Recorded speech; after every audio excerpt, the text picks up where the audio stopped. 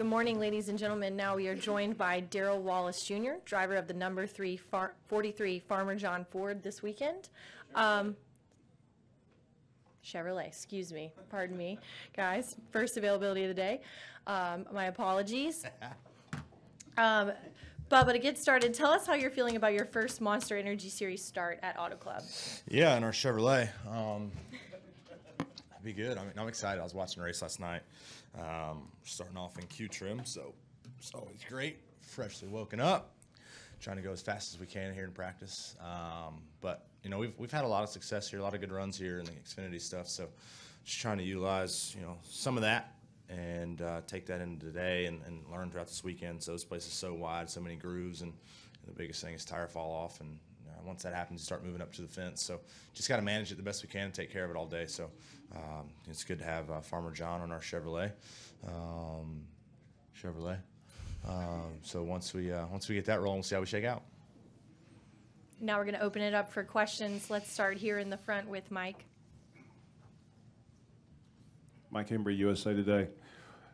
A few races in, what's your personal grade in your Chevrolet? Are you A, B, C, C minus, B plus? What do you think? It's hard to say. Atlanta was bad luck. I thought we were pretty decent in practice. We had some mechanical stuff going on right before the race that we didn't find out. Vegas, we missed it. We were a very good short run car, and we just fell on our face. And then Phoenix, I thought we were really good. I learned a lot overnight from practice to the race, and was able to put that to work, and we were making some ground until we hit pit road. So personal grade, I don't know. It's just it's a learning curve. That's what I'm going to label it as. We're trying to figure everything out. I'm laying my head down at night, not leaving a stone unturned. So in that regards, I'll give myself an A+. But we're just not hitting on all cylinders right now as a team. And we're still figuring everything out from the switch. So it's going to take us a couple races. We're going to have some really good races. We're going to have some bad races. But we're going to keep our heads up and keep digging. Next, we're going to go here to Bob. Bob Parkers, ESPN. How's life been since Daytona? Has it been calm? Has it been normal, or has it still been a little bit crazy? No, it's been actually really good.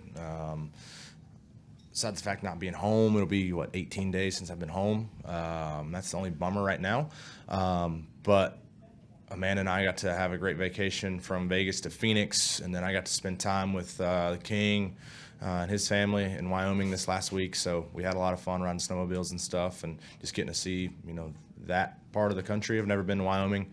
Checked that off the list. Landed in Idaho, so I checked that off the list. So so it's been good ever since Daytona. I mean, all the way up till that was just crazy madness. And now I've been able to kind of relax and stay focused on what we need to do without any extra cameras or attention or anything. Let's go over to Wolfgang.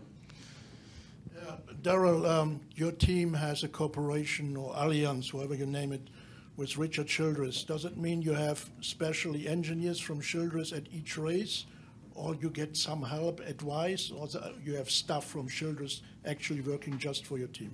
No, I think we work together as a group. All five of us.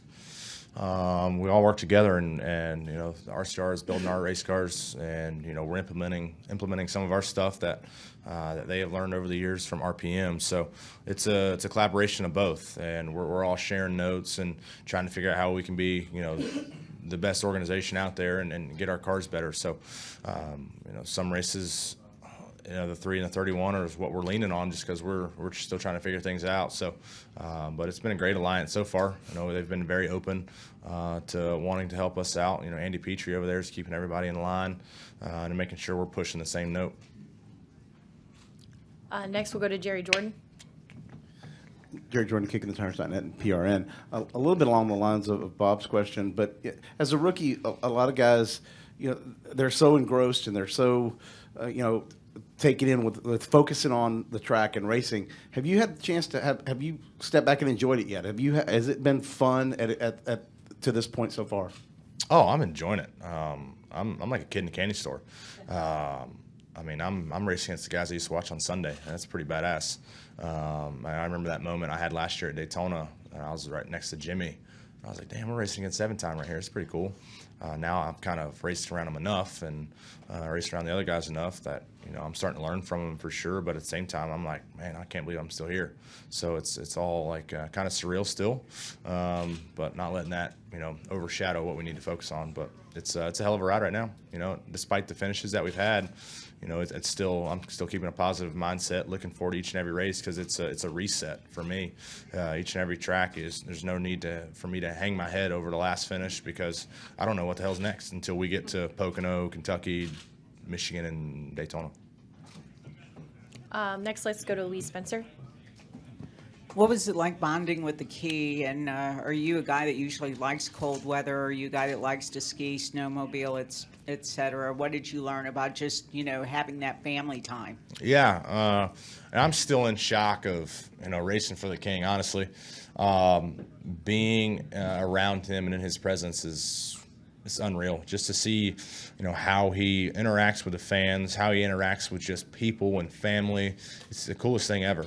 I don't know if you guys heard of Rummy Cube, the board game. I've played that for years now, and the King was there playing as well. And I'm like, what? This is awesome. So getting to play board games with him and do those certain things, I think I beat him. I think I may have beat him that round. He might be the boss, but I'm still competitive. So, but just seeing that and being able to have those in-depth conversations about racing, about life, and whatnot is really special. I mean, I was his Uber ride back from Daytona. We had a dinner Saturday night before the race, and I was his Uber ride back, and that was a 20-minute conversation about life and about racing, and the whole time I was just like, this is badass. This is cool. So I've been enjoying that. You know, the Moffats, Rebecca and Brian. It's a really family-oriented team. And you know, the first day from last year, I just felt a part of the family, and you know, felt like I belonged with this team, and we made it work. And now that we're here, it's been, you know, great. From the relationship side of it, just being able to grow with them and become even more part of their family. Let's go to this side in the middle.